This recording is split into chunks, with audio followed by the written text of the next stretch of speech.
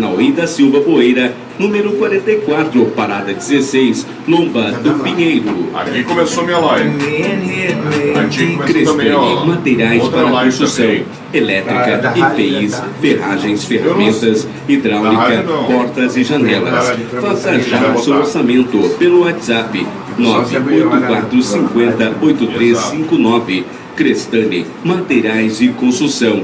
Aqui você consegue parcelar suas contas e tudo fica com o melhor preço. Siga já no Instagram, @Madeireira Crestani, Rua Tanauí da Silva Poeira, 44, Parada 16, Lomba do Pinheiro. Fone 3352-6917. Says daddy, move it on, shake it on, are you ready?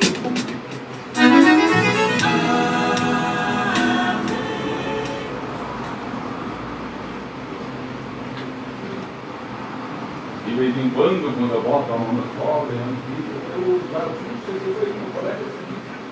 A Vila King está apresentando Top Show Comunitário na rádio Lomba do Pinheiro.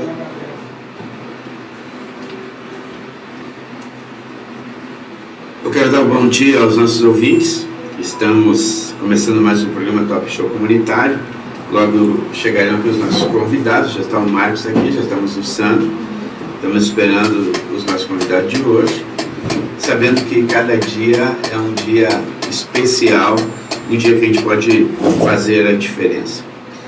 Ontem eu estive no programa de televisão, foi muito bom, e ali nós falamos sobre o dia 8 de janeiro, foi muito bem visto, né? E claro, a gente não tem uma experiência de televisão, mas foi muito bom essa experiência, minha primeira experiência em TV, e com Milton Cardoso, foi muito, né, no canal da NET, foi muito bom mesmo estar com eles ali. E hoje nós estamos aqui, né, esperando os nossos convidados. Enquanto isso nós vamos fazer um bate-bola aqui com o Marcos, né, vendo nossas situações, as nossas vidas e como está hoje se preparando, né, o nosso governo. E é muito importante nós trabalharmos nisso. Não queremos deixar você esperando, então nós vamos conversar, né? O Marcos é um pesquisador, é um jornalista, né? E ele pesquisa muito sobre as ideias do governo e faz, mostrando, né, a visão comunista de uma forma frontal. Pode dar bom dia, Marcos. Bom dia, senhoras e senhores, aqui é Márcio Strazalkowski. Não se preocupem, meu sobrenome é feio desse jeito. E o que nós vamos poder falar sobre 8 de janeiro e as posições atuais do nosso governo? Bom, em primeiro lugar, nós temos que entrar realmente com um chute na garganta, vamos falar a verdade. Nós temos toda a mídia falando que o evento de 8 de janeiro, que foi um ato terrorista. As pessoas entraram e teve uma situação de terrorismo. Peraí, não foi exatamente esse governo Lula que apoiou o Hamas por meses e meses? O Hamas que entrou na faixa de Gaza, assim, invadindo justamente shows, pegando moças inocentes para fazer os mais absurdos da crueldade com elas. Não foi o Hamas que literalmente decapitou crianças inocentes? Eu acho que isso sim é terrorismo. E eu posso dizer que isso é terrorismo em um nível onde aqui no Brasil a esquerda, o PT, eles apoiaram o Hamas fazendo manifestações a favor do Hamas. Aquele padre, o Júlio Lancelotti, ele fez manifestação no centro de São Paulo, inclusive com suásticas nazistas, contra Israel. E nós temos atualmente o governo Lula entrando, assinando carta denunciando Israel por se defender. Ele e mais 10 países, né? Mas Exato. quem está encabeçando é o Brasil. Exato. É interessante porque o Brasil ele sempre foi um país amigo de Israel. E é incrível, né? Porque as maiores nações do mundo são amigos de Israel. E muitas vezes por ideologia faz com que as pessoas cometam esta, para mim, uma barbaria. Né? Porque Barbaridade. Israel é um exemplo para o mundo, um país novo, já é de primeiro mundo, uma tecnologia tremenda, deu vários sábios para o mundo, né? E eu acredito que ele não merecia isso no Brasil, não merecia mesmo, mas por encrencas, né, pessoais e coisas assim, levaram então até o presidente tomar essa posição contrária, né? Mas o Lula sempre gostou da parte contrária a Israel, isso aí, né, notório. E às vezes eu fico até me perguntando, né, porque uma hora ele é cristão, uma hora ele confessa o catolicismo, outra hora ele confessa o espiritismo, e outra hora ele dá uma de ateu. Então, realmente a gente não sabe qual é a ideologia que ele realmente confessa, né? E nós vemos que no poder ele faz isso, né? Tu quer conhecer uma pessoa, dá o poder, ele vai Exato. manifestar quem ele é. Exato. Né? Tu tem ali 20 palavras aí. Aqui. Senhoras e senhores, nós vamos explicar aqui o meu argumento, muito simples. Na Playboy de 1979, nós temos aqui o Lula, numa entrevista, onde ele foi perguntado: alguém mais que o senhor admira? E o Lula falando aqui: o Mao Tse Tung também lutou por aquilo que achava certo, lutou para transformar alguma coisa. Diga mais. E então o Lula fala com todas as palavras. Por exemplo, o Hitler, mesmo errado, tinha aquilo que admiro num homem. Isso é o Lula falando. O Lula elogiando o Hitler. O fogo de se propor a fazer alguma coisa e tentar. Senhoras e senhores, isso aqui é uma evidência. Isso é uma evidência muito clara do porquê que o Lula está hoje contra Israel. Senhoras e senhores, o Lula elogiou Hitler numa Playboy de 1979. E agora, você que fez o L, você que foi a manifestações a favor do terrorismo, você que fez o L, que apoiou os terroristas de verdade, eu pergunto, qual é o verdadeiro mal que as pessoas fizeram se manifestando contra o governo Lula?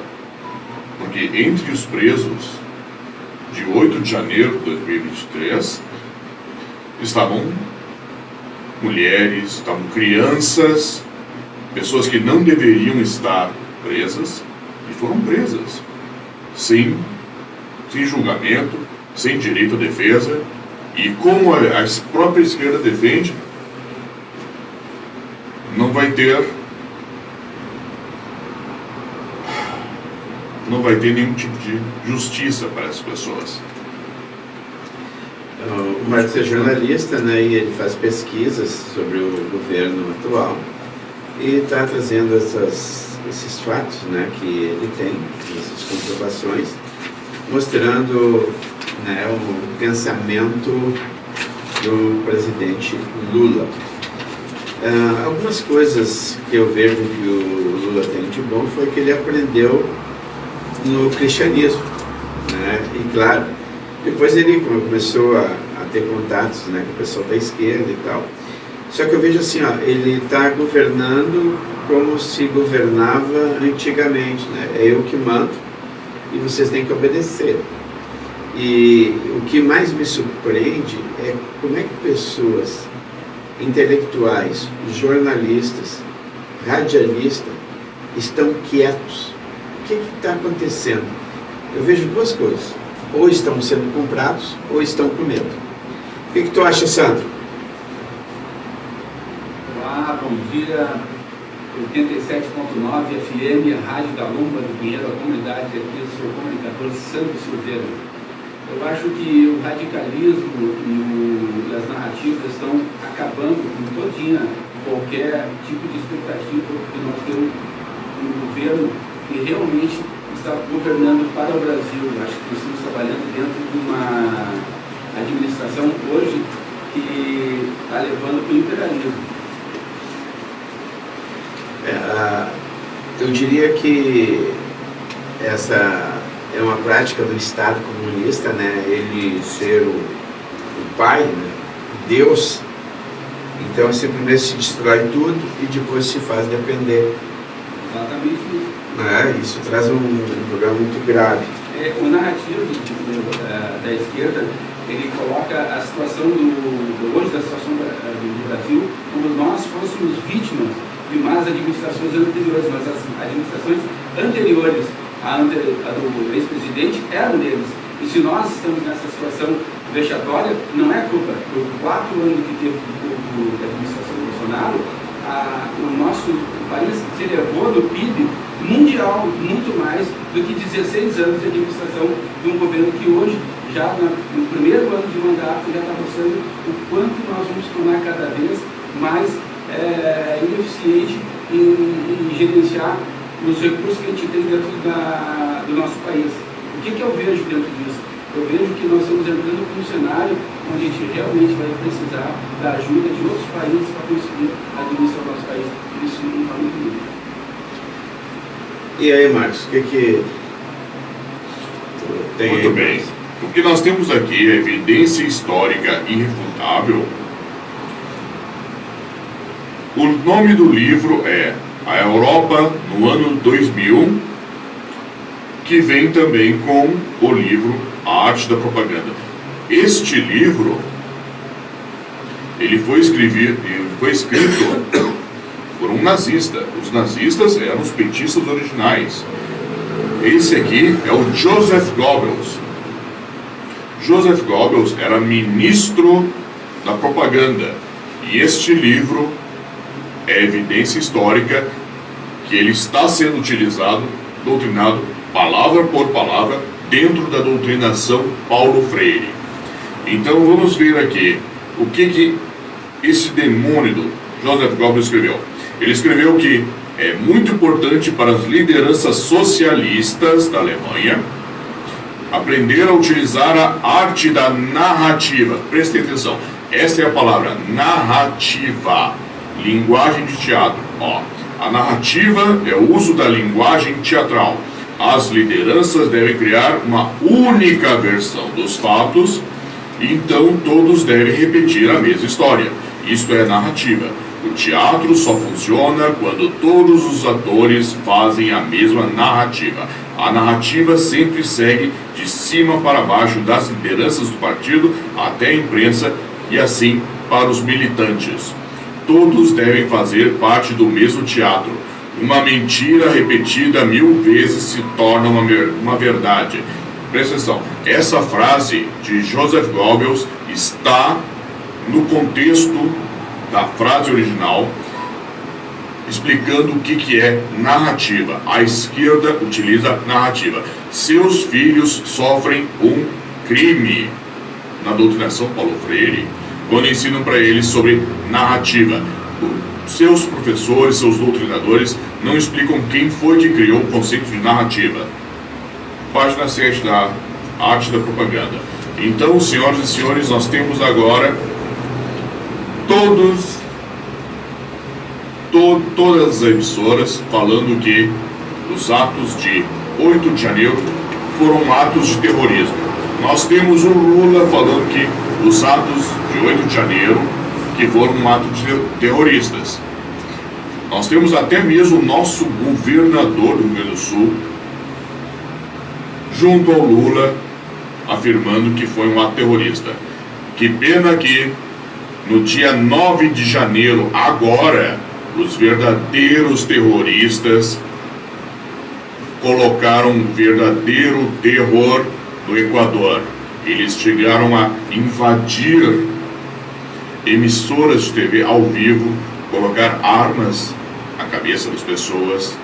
Eles fizeram revoltas dentro das cadeias.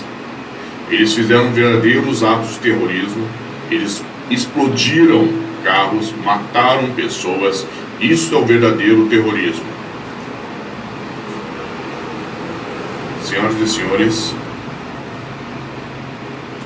o que precisamos mais dizer, além do que está na nossa frente?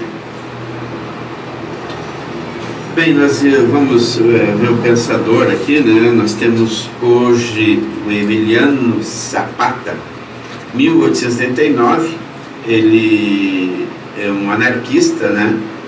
E ele trabalha com a reforma agrária, né? Então, havia essa ideia, né, de libertação. Na Rússia, um partido revolucionário adota o nome da terra e liberdade. O slogan é usado pelos zapatistas nos anos de 1990. Faz um tipo de reforma agrária do sul do México a fim da revolução.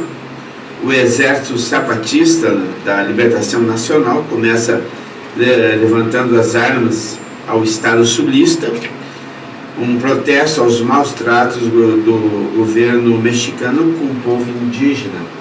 Então ele vai trabalhar, ele cria uma tropa que lutaram por Zapata na Revolução Mexicana e eram na maioria camponeses, inclusive tinha uma divisão que era só mulheres lutando pela terra.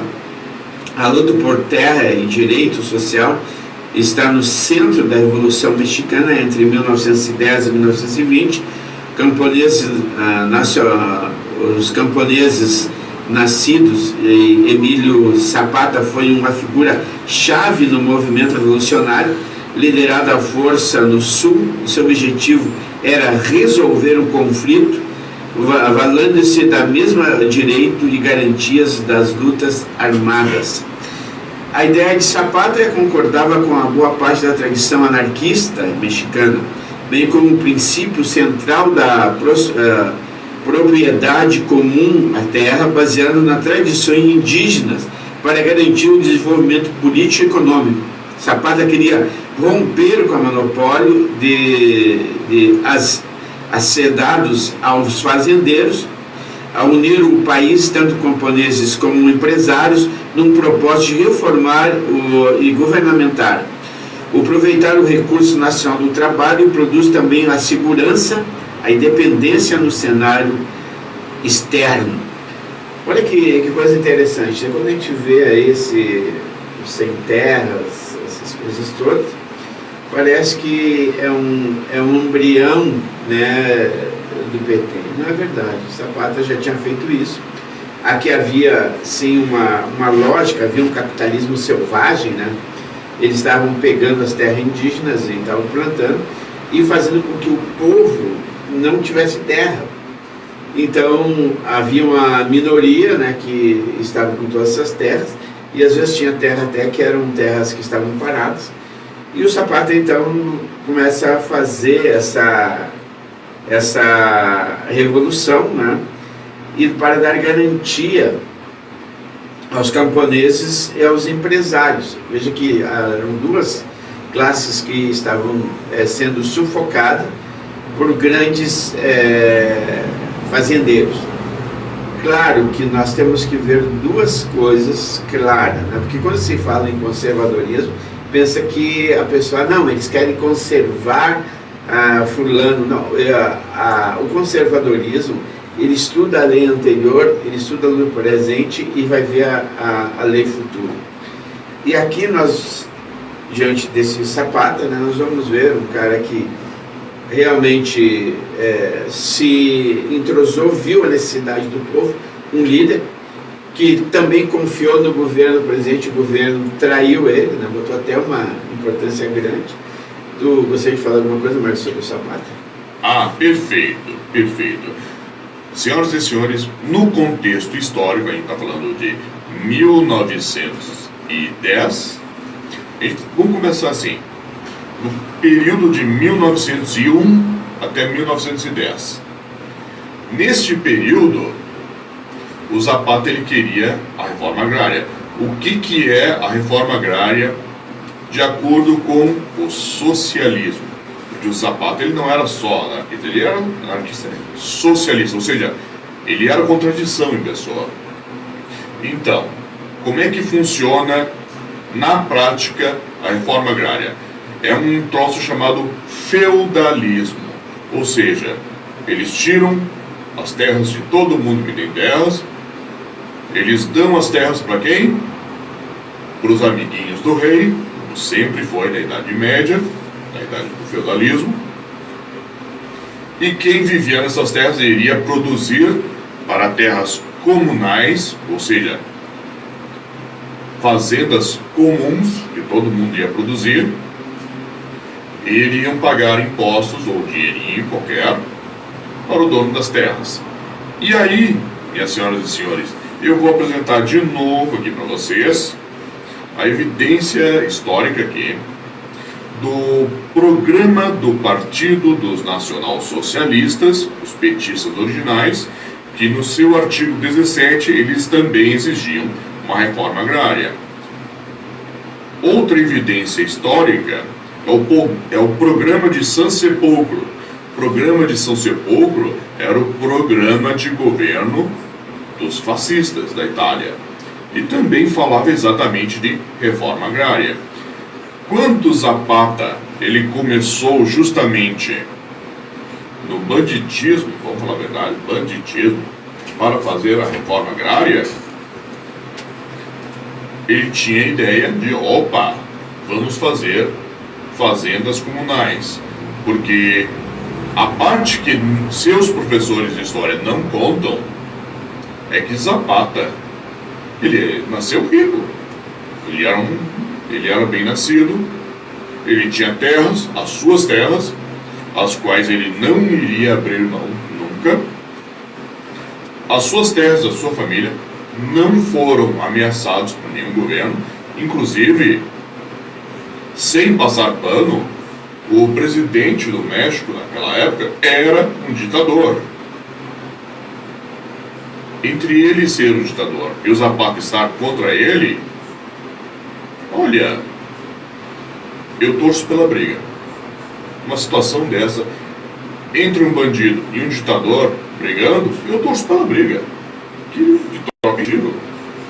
Sandro, sobre o Zapata.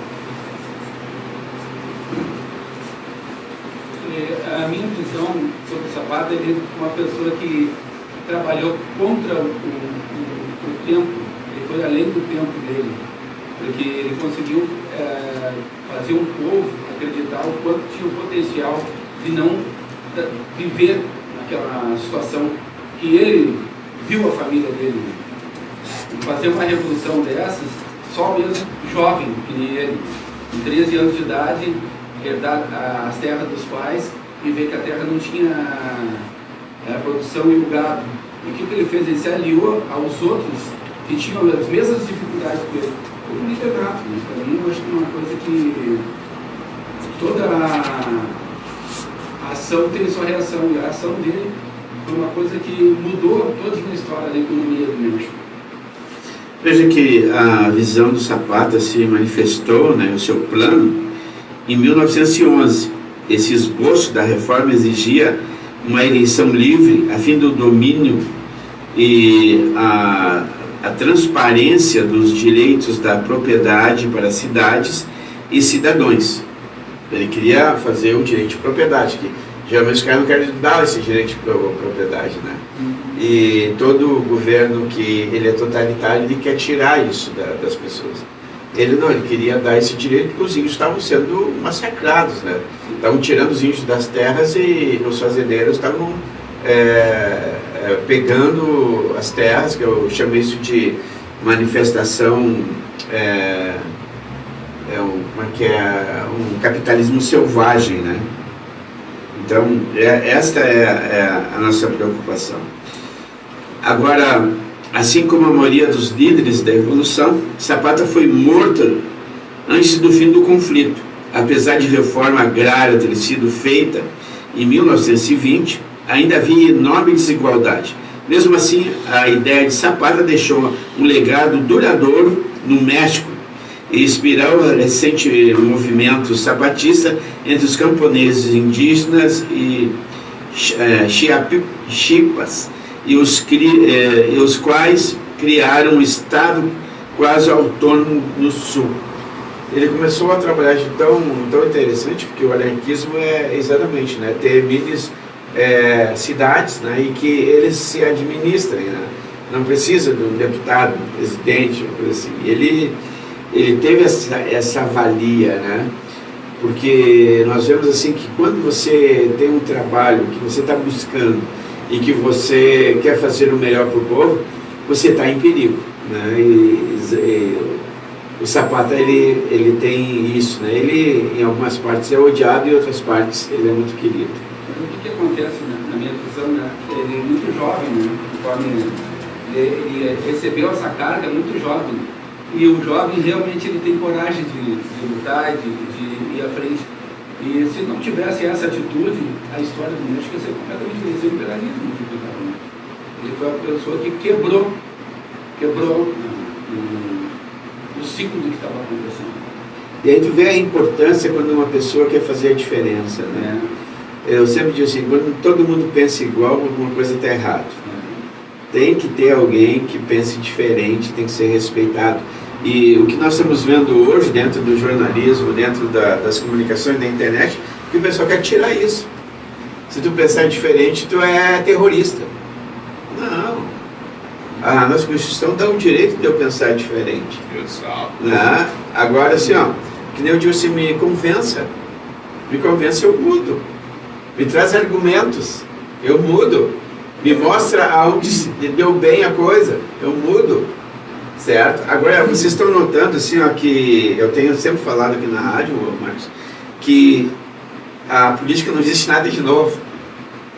Esse negócio é a nova política, isso é coisa de demagogo. Não existe nova política. Não existe. Tá? Existe a ciência, a arte da política.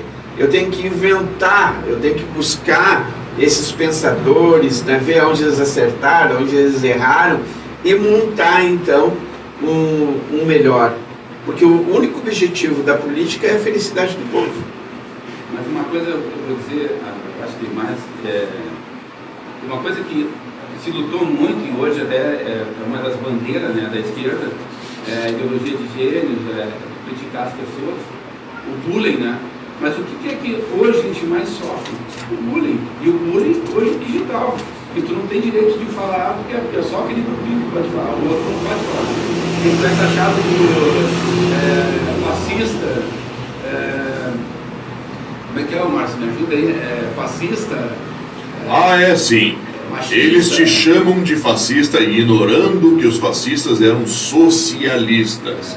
Isso é uma palavra, são frases do próprio Benito Mussolini. Eles te chamam de nazistas, ignorando que os nazistas eram socialistas do Partido dos Trabalhadores Alemães. Eles eram os petistas originais. Então, o que acontece? A gente está vivendo o passado no presente hoje. Só que o que eles querem fazer? Eles querem ceifar o direito das pessoas de se manifestar, de interagir, e faz ter um grupo deles. Então nós estamos sofrendo bullying. Bullying digital. A questão toda que eu coloco sempre, trago esses pensadores, é exatamente mostrar aos nossos ouvintes que não existe nada novo. As coisas elas foram pensadas de alguém que já pensou. Hoje nós precisamos de líderes que pensam, que busquem saídas, que venham beneficiar o povo, mas não de uma forma de tratá-los como um porco, dar alimento para eles e acabou.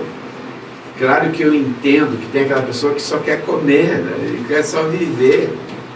Ele está certo, mas eu não posso ser a babá dessa pessoa. Eu não posso ser alguém que vou tirar de alguém que levanta às 5 horas da manhã para dar para um cara que acorda às 11 horas. né? Eu sou muito claro quanto a isso, né? Que eu digo assim, ó, quem não trabalha, não come. Simples assim, e essa frase não é minha, é de Max Weber. Quem não trabalha, não coma. Olha um pouquinho, por que eu vou dar para ele é ser humano, mas ele está me prejudicando. Quem está me prejudicando é ele, porque eu levanto 5 da manhã para trabalhar. E o cara, por que ele não faz a mesma coisa? Se ele tiver uma enfermidade, se ele estiver doente, bom, aí nós temos realmente assistência social para isso. Mas o assistencialismo que está tendo hoje é muito grande. A coisa está muito aquém. Quando Zapata ele pega a reforma agrária, ele não pega assim simplesmente para dar para as pessoas venderem depois. Não, ele viu a necessidade que aquele povo tinha que trabalhar. Tanto é que ele pega os empresários junto. Não, vocês têm que ajudar aqui, porque se o pessoal está com monopólio, estão fazendo aí, ó, tem uma casta rica. Vocês notaram que todo o sistema comunista tem uma casta rica? E ele gosta de viver na riqueza? Olha o presidente Lula. Sabe que o presidente Lula lembra quando ele estava lá na fábrica? Que ele estava lá com um uniforme muitas vezes sujo. Sabe que ele lembra quando ele mexia naquelas máquinas que ele perdeu o dedo? Será que ele comia o que ele come hoje, o que ele quer hoje, o que ele gasta hoje, pensando nesse sofá de ouro, né, para ele sentar? Isso é só uma pintura que estou fazendo, não é que tenha sofá de ouro. Mas é isso que me preocupa. Que eles começam pelo povo. E é verdade, começam pelo povo. Eles ganharam muito nisso. Eles começaram pelo povo, ouviram o povo. Estavam fazendo pelo povo. De repente, começou a entrar muito dinheiro. E aí o que aconteceu? Esquece-se do povo. O Zapata, a preocupação dele era essa, era dar aos índios a condição, a terra deles, para eles plantarem, para eles sobreviverem, e os empresários também, junto com eles, pudessem fazer a diferença. Agora, se vive uma ideia comunista com uma ideia capitalista junto. Né? Hoje, esse tempo eu estava vendo ali, tem produtos já dos sem terras, né? Produtos, né? O símbolo, tudo. O que é isso? Capitalismo. Aí quando se fala sobre isso, a gente vê assim os indígenas, né? Eles tinham o costume de compartilhar as suas coisas. Era verdade isso. Se começar pela história, então assim, eu plantava uma plantação de milho, tu podia pegar o milho lá, mas não para vender, para você comer. Tu plantava abóbora, eu podia pegar uma abóbora tua lá. É uma característica do índio. Sabemos disso. O Zapata então pega empresários que vendem e os índios que têm essa comunidade. E ele vai fazer essa associação que não agradou os capitalistas selvagens. Porque o capitalista selvagem é uma coisa muito terrível. Ele rebenta, ele é coisa. E outra, eu tenho uma mágoa muito grande com o capitalismo selvagem, principalmente com os empresários brasileiros. Os empresários brasileiros, o sangue corre pelos dentes, são vampiros. Eles veem uma oportunidade de ganhar dinheiro em cima do coitado, ele vai fazer. Antes de subir, eles já subiram. Olha o que aconteceu agora. Nós vamos ter o aumento dos no pessoal. O que aconteceu? Vai hoje lá aqui no mercado e vê a diferença. Já colocaram antes. Isso está faltando fiscal. Isso está faltando quem ama povo. Por que você aumentou? Ah, porque vai aumentar a semana que vem. Não, pare um pouquinho. Vai aumentar a semana que vem? Então a semana que vem você vai aumentar. Eu vou passar uma multa para você porque você está roubando do povo. Isso. Olha, me diz uma coisa, Santo, como é que tu consegue ver, como é, Marcos, que tu consegue ver a seguinte forma: um cara me ganha R$1.300, né, que eu acho que o salário mínimo mais ou menos isso, tá? O cara me paga 500 pilas de aluguel, água e luz, comida. O que sobra para esse cara? Ele vai andar que nem índio? Vai andar nu? Como isso? Agora me explica o seguinte, ó, como é que se dá um aumento de dá R$600 de Bolsa Família e não dá aumento para os trabalhadores reais? Olha o que está acontecendo com os aposentados. Os aposentados, parece que é 7% ou 3%, eu não estou lembrado agora. Agora você vai na quitanda e vê, uma melancia está R$50, né? Pelo amor de Deus, uma melancia R$50. Como é que vai sobreviver? Como é que o cara vai comer uma melancia dessa? É isso, Sandro, que eu bato aqui, ó. Não existe política nova. Existem aproveitadores. Se a política é uma arte, eu tenho que inventar. Eu pego tudo isso aqui e vou inventar, mas sempre pensando no povo. Porque depois que eu sou vereador, que eu sou deputado, que eu sou senador, presidente da República, aí tu paga R$50 uma melancia, tranquilo. O cara ganha aí 34 mil, o outro ganha 20 e poucos mil. O trabalhador, trabalhando o ano inteiro, ele não vai ganhar isso. Que o cara ganha num mês. Até quando? Até quando nós vamos ser cegos? Eu choro pela nossa nação. Eu estou no meio da vila, vejo esses caras de gabinete, esses colegas de universidades. Colegas de universidades que estão em cima de livros que nunca passaram necessidade.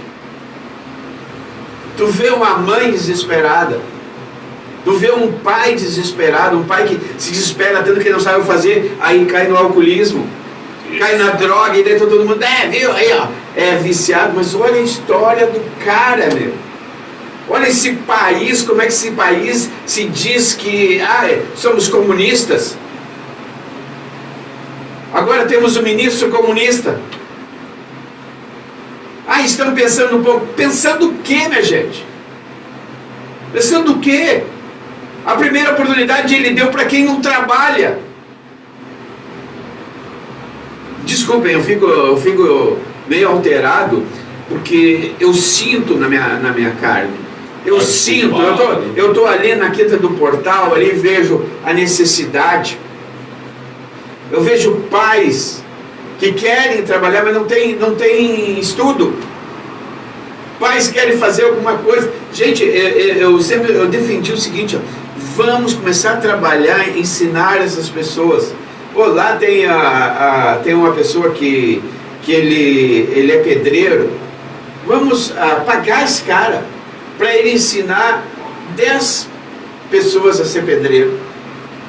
Lá tem um gesseiro, vamos ensinar. Não, mas aí é subemprego. Subemprego é deixar as pessoas ter necessidade. Vá hoje. E para te entrar numa Câmara de Vereadores, você tem que ter pelo menos o primeiro grau ou o segundo grau. Como é que vai sair isso? Como é que vai modificar? Sandro, eu fico horrorizado em ver essa política. Eu fico horrorizado e esses caras ainda batem no peito dizendo que amam o povo. Por favor, é a mesma política, olha só. Na minha visão, a política do nosso país, ela deveria realmente ter políticos que fossem capazes de fazer aquilo que, quando eles estão em campanha, eles falam que vão reverenciar o povo. Depois que eles estão lá eleitos, já estão com seus cargos garantidos, 4 anos, eles vão receber um salário bom, que não é um salário ruim. Os políticos do nosso país são os políticos mais bem pagos do mundo. E a corrupção que tem no Brasil é uma das corrupções maiores do mundo. Então esses títulos que a gente tem do mundo, que é uns títulos que eu acho que realmente nenhum dos brasileiros gosta de ter, é muito triste. Eu falei uma vez lá em Brasília, e vou repetir aqui, nós somos o país com maior biodiversidade do planeta. Nós somos um país dentro do planeta Terra com capacidade de sustentar muitos países. pelo mundo todo. E com toda essa capacidade que a gente não tem a capacidade de ter políticos que realmente são capazes de reverenciar o povo brasileiro. Eles criam mecanismos para cada vez eles ter mais recursos financeiros. Estava falando, eu acho que realmente nós temos que ter como a pessoa saber pescar e pegar o peixe, não tu dar o peixe para ela, que chega uma hora que não vai ter mais peixe para dar. A gente precisa sim de pessoas com capacidade de se gerenciar as próprias famílias. E o momento que a gente tem um governo que quer dar direito ao aborto e não quer passar dentro das escolas realmente o que é uma concepção, fazer o entendimento dessas gerações que estão vindo, quanto é importante uma gestação, quanto é responsável tu ter um filho, eles querem colocar dentro dos veículos de comunicação pornomúsicas. Sandro, quando ter filho, assim, eu penso assim, ó, cada um sabe uma coisa. Eu tenho 5 filhos, mas eu trabalhei, eu busquei, paguei caro para criar meus filhos e eles são hoje todos formados. Agora, tem gente que pensa que eu vivi Não, foi trabalho e muito trabalho. Eu vendi pipoca, sabia? Eu vendi pipoca em circo, certo? Eu lavava carro para ter o dinheiro. Sempre procurei buscar mais. Foi te construindo. Foi construindo, mas melhores para ti. Eu agradeço são quando eu tive as oportunidades que as pessoas olharam em mim e viram que eu podia crescer. Aí sim, eu quero isso do político, que ele olhe para aquela criatura que está ali, aquele filho de Deus, e que aquilo ali pode trazer um benefício para a sociedade. Quer ver uma coisa, Sandro? Por que não se dá na escola economia doméstica? Não tem. As pessoas, o brasileiro bota muito alimento fora. Tem muitos alimentos fora. Exato. Tá, sabe? O aproveitamento brasileiro. Bom, tu vê que os japoneses queriam comprar o nosso lixo. É o lixo mais rico do mundo. Agora que nós estamos crescendo aí que... Mas, Otávio, eu vou te fazer uma pergunta. Por que eles tiraram o moral e cívica das escolas? Por que motivo tiraram moral e cívica das escolas? Sim, no momento que tu tira a moral e cívica, aí tu vai começar a questionar os políticos. Certo? Exato. Essa casta ela não pode ser questionada. No momento que tu tem moral e cívica nas escolas, toda a população brasileira ia ter maior qualidade de gerenciamento dos seus governantes. Eles iam estar a par do que realmente a administração do país está sendo feita por os seus governantes, desde o vereador até o último cargo político que tiver. O que acontece? Eles ceifaram isso aí e o que eles colocaram? Músicas libertinas. Para o quê? Para colocar a erotização para fora e as pessoas não pensar com a cabeça e sim só com a emoção.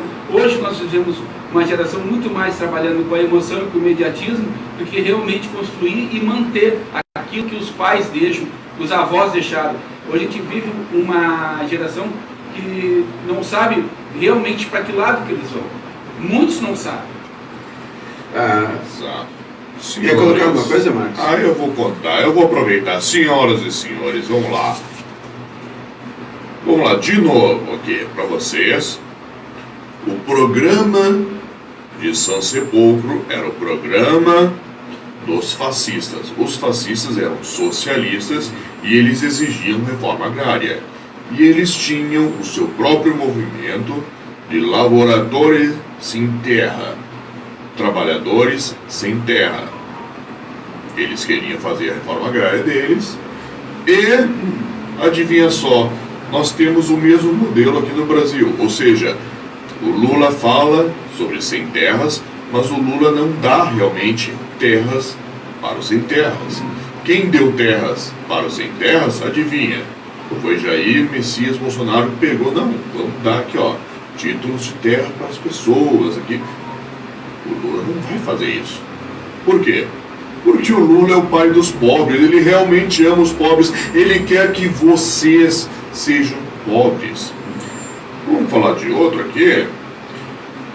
No programa do Partido Nacional dos Socialistas, dos Trabalhadores Alemães, os petistas originais, parte 17, eles exigiam reforma agrária, eles tinham os seus movimentos de trabalhadores sem terra, o Volk. E adivinha só, eles não davam títulos de terra para as pessoas, eles não faziam nada por as pessoas. Esse movimento eram os idiotas úteis, eram as milícias deles. E nós temos o mesmo modelo aqui no Brasil. O movimento dos sem terras, nas suas escolinhas, na sua doutrinação, é doutrinação socialista direto. Crianças falando que são os sem terrinhas, os socialistas.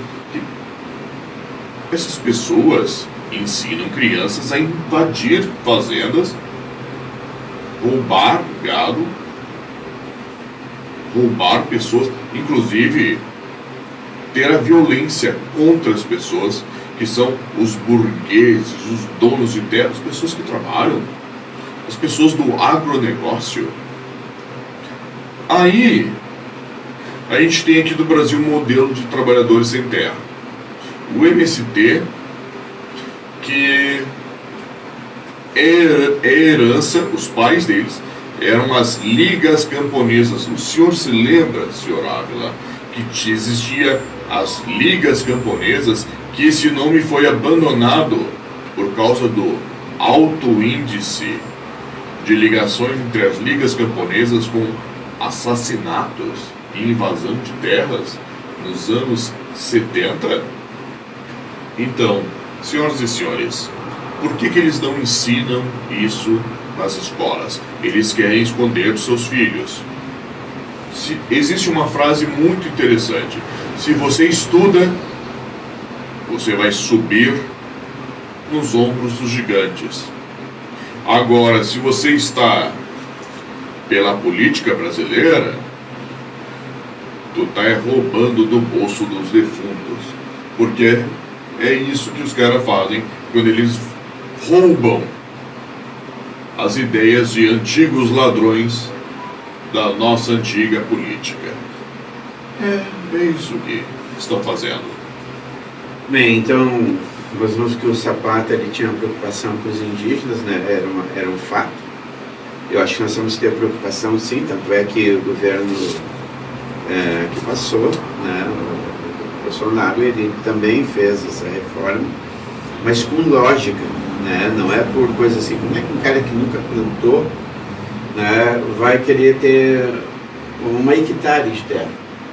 Se ele nunca plantou, ele nunca fez nada daquela situação. Porque eu vejo assim, quem é campesino, quem já nasce ali aprende a fazer as coisas e busca e tem toda aquela preparação. E claro, nós temos aí os agrônomos que ajudam e coisa assim, mas a gente vê nessa busca muita gente que não tem nada a ver. Tu olha pro cara, tu vê que aquele cara ele não é um campesino, ele não tem essa prática em si, né? Tu olha para ele e tu vê que tu pergunta para ele se planta ovo, ele vai dizer que planta, tá? Então, porque não sabe. Agora, o que nós queremos que aconteça? Por que nós fazemos esses assuntos? Nós queremos que ensine economia para o nosso povo. Exato. Economia doméstica, não é a economia lá de várias coisas, não, é a economia doméstica. Como é que tu deve te organizar para ter uma vida melhor? Porque não adianta, né, tu agarrar e dar dinheiro para todo mundo, porque vai acabar o dinheiro na mão daqueles que sabem administrar. Né? O nosso problema é a administração. Nós temos que trazer isso, ou ensinar. Eu vejo tantos encontros, tantas coisas, eco não sei o quê, vamos ensinar o povo que o mundo está se destruindo, mas o mundo está se destruindo por dentro. Exato. Então por que não fazem uma reunião? Olha, hoje nós vamos pegar aqui o pessoal da associação, né, não sei o quê, né, vamos ensiná-los a economia. Vamos ensinar a fazer um pão. Vamos ensinar eles como fazer uma cozinha sustentável. Como é que nós podemos fazer? eu tenho muito preocupado isso e tenho feito lá na Quina do Portal. Eu tenho conseguido cursos gratuitos. As pessoas vêm e ensinam. Agora nós temos de confeitaria. Tu tem que ver o pessoal fazendo, criança fazendo pão, fazendo coisa para vender. Nós tivemos outros de fazer flores. Vamos fazer flores, entendeu? Para vender. Pessoas de toda a idade, tanto de criança quanto adulto, estão ali aprendendo. E assim, ó, nada de muito sofisticado, dizer, olha, da pigmentação, não. Uma coisa reta e que pode trazer para ele um benefício, além do dinheirinho que ele ganha honestamente. Exato. Senhora Avila King, eu vou deixar algumas perguntas para vocês, antes de mudar o foco. Nós temos a seguinte situação atual no Brasil. Comparação com o governo Bolsonaro. Bolsonaro, literalmente, ele completou a transição do Rio São Francisco para o Nordeste. O Lula, literalmente, usou máquinas para fechar essa transição. Fechou a água do Nordeste. Isso é fato. O jornal, a RBS TV não mostra. Não mostra. Não mostram. Está lá, está fechado. Bolsonaro realmente se preocupou assim, com as populações indígenas aqui do Brasil. Isso é fato. Até morreu agora há poucos. 50% dos Yanomamis morreram. Fizeram no governo Lula. Cadê a preocupação? Aí sim. Dá-lhe pau, Flávio. Fala. Fizeram estardalhaço porque está morrendo os índios. Foi se descobrir, são os minérios lá da Bolívia, da Venezuela, e a maioria dos índios que estavam morrendo era venezuelano, né? Que ali tem uma divisa ali, né? Aí eles não falam, sabe? É tudo uma mentirada para ser, porque, olha, esse governo, o governo, quando eu falo em governo, eu gosto de usar o governo liberal, não Bolsonaro, porque eles associam o Bolsonaro com, não, é o governo liberal. O governo liberal é exatamente isso, preocupar com o povo, não ser empresário, não queremos ser empresário, não queremos ter estatais só dá prejuízo. Olha o que aconteceu com a Carriza aí. Exato. Prejuízo enorme, porque pessoas incompetentes, porque leram um manifesto comunista. Não, esse cara tem que estar dentro. Será que esse cara tem condições mesmo? Será que ele é um administrador? Dentro de uma visão liberal e conservadora, se bota pessoas capacitadas. Tu é capacitado? Vem. Vamos fazer a diferença. Agora, porque tu é meu amigo, tu tem a mesma ideologia? Não. Jamais eu botaria uma pessoa que, mesmo sendo da minha ideologia, eu vendo que ele não tem capacidade para aquele posto. O que acontece hoje na nossa política? É colocar pessoas incapazes em postos-chave. Botar até parente. Tu imagina, Sandro, tu me botar de chefe geral da mecânica lá da esquina. O que tu acha que vai acontecer?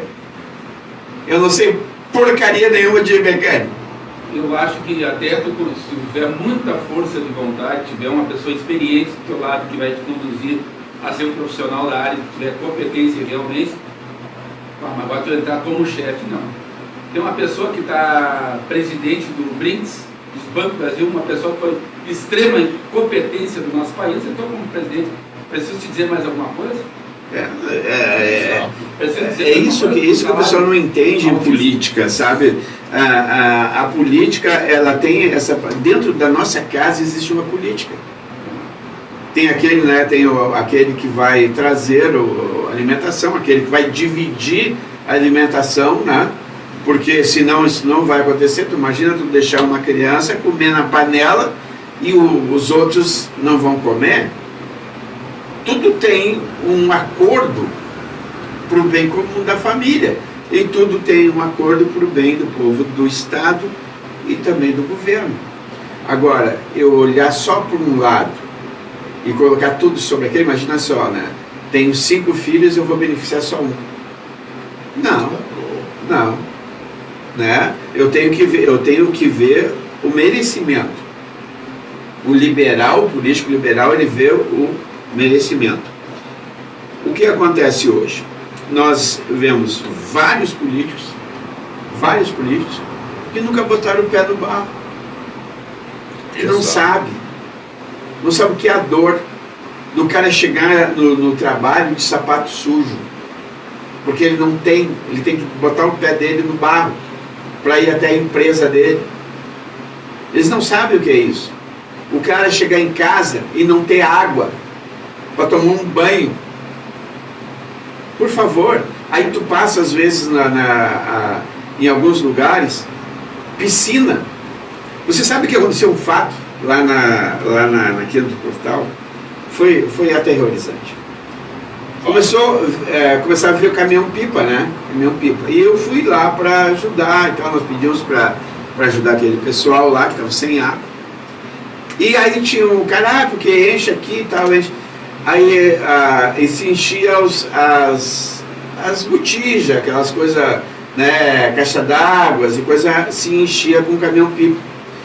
Aí o cara disse, eu tenho ali atrás ali a minha parte para botar água. E daí se botou, só que não se olhou. Quando foi olhar, sabe o que era? Uma piscina. Água potável.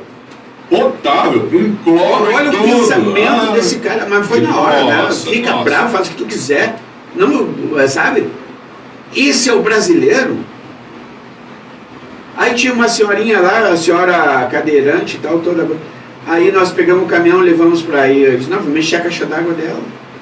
Aí outros, estão privilegiando. Pô, pessoa cadeirante, meu amigo. Tu pode pegar 2 baldes na mão e levar para tua casa. Essa aí não. Vocês estão entendendo? Cada um é um egocentrismo. E depois querem pregar comunismo. Exato. Não é assim que funciona. Nós temos que ter políticos que realmente pensam na comunidade, que pensam no nosso estado, que pensam na nossa cidade.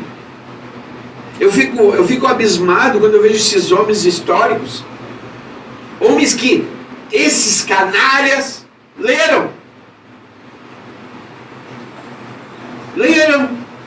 E depois vem aqui dizer, olha, né, agora vai começar, aí pessoal, vocês vão ver a rádio, a gente convida as pessoas, elas não vêm, mas agora, a partir desse ano, vocês vão ver, a partir de março, nós vamos ter que fazer um descarte, né, porque olha, não vai dar, olha, já tem convidado fulano de tal. Entendeu? Porque agora não interessa, agora eu vou gastar o dinheiro. Agora, eu não quero perder esse dinheiro, eu vou lá falar pros trouxa. Eu fico abismado com o povo que dá para quem não faz nada. Ou se não, eles fazem, mas não com o trabalho deles. Por favor. Por favor. Exato. O cara que o sapato foi morto por causa que ele disse assim, não, parei um pouquinho, nós temos que dar terra para os índios. Pregou os empresários, disse aqui, os índios vão plantar, vocês compram deles. Não compra dessa chinelagem aí. É chinelagem.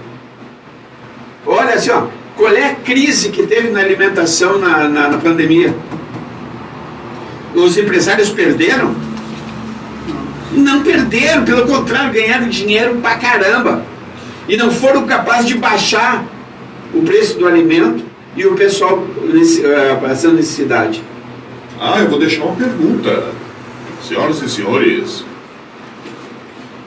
vou deixar a pergunta assim. E se não tivesse tido essa pandemia no governo Bolsonaro? Mas aqui que eu vejo, o líder, ele tem que estar preparado para toda o imprevisto. E será que hoje o Lula está preparado para o imprevisto? Gastando do jeito que está gastando? Se der uma pandemia agora no governo Lula, vai ser um verdadeiro genocídio. A dengue voltou, não tem a vacina da dengue. E tem um monte de gente que está indo, infelizmente, por causa da dengue. diz que a HN1 matou mais do que o Covid. Tu vê, tá aí, HN1. Agora, Exato. e não fizeram estardalhaço. Não fizeram estardalhaço. Entendeu? É assim, ó, nós não temos que ver, tem os 3 poderes, né? Mas eu digo, no Brasil tem 4 poderes. Quarto poder é a imprensa. Eles são responsáveis, os repórteres são responsáveis, os radialistas são responsáveis. Tem que passar a notícia mesmo. Eles montam opinião, né? Montam opinião, e no momento que monta opinião, tu pode ir tanto para o lado do bem quanto do mal, né? E o que é que move a grande imprensa, a grande mídia? É o dinheiro. Eles corrompem pessoas, eles destroem famílias, tratam o povo que nem gado. Olha, agora o professor Padilha, aqui meio da URGS, ele me comunicou que ele está longe, né, e só no próximo sábado. No próximo sábado não dá para vir porque nós temos já convidados. Era para ele estar hoje aqui, deve ter esquecido, ou deu alguma urgência, né, que o professor Padilha da URGS, né, ele estaria conosco aqui, trazendo o seu manifesto. Uma pena, um homem de grande valia para nós, os pensamentos muito interessantes da nossa universidade, né? Nós teríamos um debate sobre isso, até eu trouxe exatamente o Emílio Zapata para nós termos porque a URGS fala muito sobre reforma agrária e coisas assim, mas infelizmente ele acaba de me comunicar que ele não poderá estar aqui. Ok? Eu lamento profundamente, conheço o professor Padilha, ele é muito responsável. Eu separei aqui um materialzinho sobre reforma agrária. Não, pode falar aí para nós. Exatamente. O pessoal na URGS gosta de falar bastante sobre reforma agrária. Eles adoram falar sobre reforma agrária. A doutrinação explica que a reforma agrária é uma senhora maravilha. Deixa eu passar aqui uma pequena informação aqui sobre a reforma agrária. Na década de 1930, a União das Repúblicas Socialistas Soviéticas, lideradas pelo demônio do Joseph Stalin, implementou um dos maiores fatores que definem o que é o socialismo, a reforma agrária. E funcionou? Funcionou que é uma beleza. Matou um monte de gente de fome.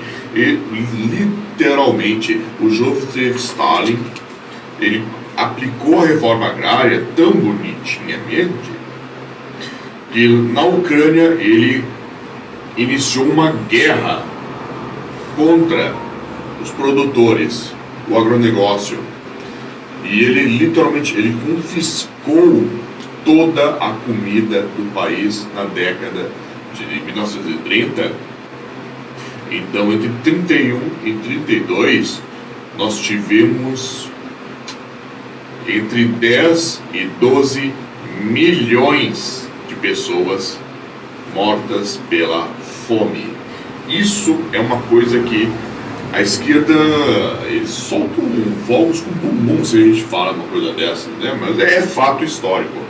Quando a população se revoltou, o governo socialista decidiu iniciar uma verdadeira guerra contra os camponeses. Então aqui, nós temos entre 2 e 12 milhões de pessoas que foram literalmente mortas pela fome. Essa é a definição de Holodomor. Além da reforma agrária de Stalin, nós temos a reforma agrária de Mao Zedong. Mao Zedong, reforma agrária da China, nós temos aqui 60 milhões de pessoas que perderam a vida por conta da liderança comunista de 1945 a 1976. Ele foi chamado de grande salto adiante, foi a implementação da reforma agrária total, e eu vou falar aqui um fato histórico bem conhecido, inclusive dos nossos comunistas de faculdade, que é o seguinte: quando o povo chinês começou a falar estamos morrendo de fome, Mao Zedong pegou e falou, não, o povo está mentindo. O povo está mentindo. Ah, mas as pessoas estão morrendo. Tá morrendo nada. Tá morrendo nada. E se falar que tá morrendo, tu vai pra cadeia, tu vai literalmente pros campos de concentração comunistas. Ah, mas vamos resolver a situação? Vamos resolver a situação. A culpa é dos pardaizinhos, é culpa dos pardaizinhos. Aquele bichinho que fica voando e fazendo piu-piu-piu, é culpa dos pardaizinhos. Vamos matar todos os pardaizinhos. Vamos matar os pardais. Que coisa bonita. Matou os pardais. O que os pardais comem? Todo tipo de praga que acaba com as plantações. Aí veio aqueles gafanhotos, as larvas. Os bichinhos comeram todo o resto da comida na China comunista. Aí a gente fala, não, os comunistas comem criancinhas. Ah, mas é piada, né? Não, eles comiam realmente as crianças. E é um ato de extrema barbárie. As famílias, elas tinham que trocar crianças para não matar as suas próprias crianças. Então, isso é um fato histórico muito, muito aterrorizante. As histórias de canibalismo. Então, se você quer que a reforma agrária funcione, pelo amor de Deus, não deixe na mão dos comunistas. Aí, a gente pergunta, senhoras e senhores, você que é do agronegócio, você gostaria de confiar as suas terras, a sua vida pro Lula? Pois é. Vamos pro nosso segundo quadro, né? Que ele é Negros Maravilhosos, né? A consciência, né, negra da direita. Exato. Hoje eu trago a Tia Ciata, em 1854. Se hoje o mundo todo conhece o samba brasileiro, muito se deve a Hilária Batista de Almeida, nascida em Santo Amaro de Purificação, do recôncavo baiano, migrando para o Rio de Janeiro quando tinha 22 anos de idade. Tia Ciata, como foi conhecida, era mãe de santo, candomblé, quitudeira, empreendedora, parteira e posteriormente matriarca do samba, por ter sido a sua casa no centro do Rio de Janeiro para rodas de samba. Até então era proibido no país, que deram espaço ao surgimento dos grandes nomes da música brasileira, como Pixinguinha. Ganhava a vida vendendo quitutes, fazendo consultas de religião, organizando festas, que tornou-se tradicionalmente famosa na cidade. O primeiro samba de sucesso gravado foi em 1917, chamado Pelo Telefone, e foi gravado na casa da Tia Ciata. Tem aí o coisa aí, eu consegui, se vamos botar a música? Eu tenho aqui com o Tonga. Hã? Eu tenho com o Tonga, fez a interpretação da música muito legal. Então toca aí pra nós. Toca aí pra nós ouvir aí. Perfeito, intervalinho. Tia Ciata, tu vê, né? É um samba, né? Um samba que é uma coisa gostosa de ouvir. Coisa boa. Fabuloso Tonga. Tá tocando aí já? Vai tocar. Vamos lá, quero ouvir. Você sabe, 1974.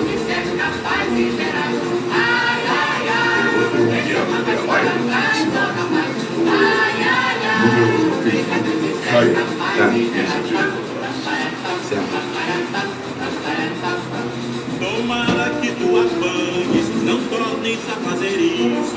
Tirar a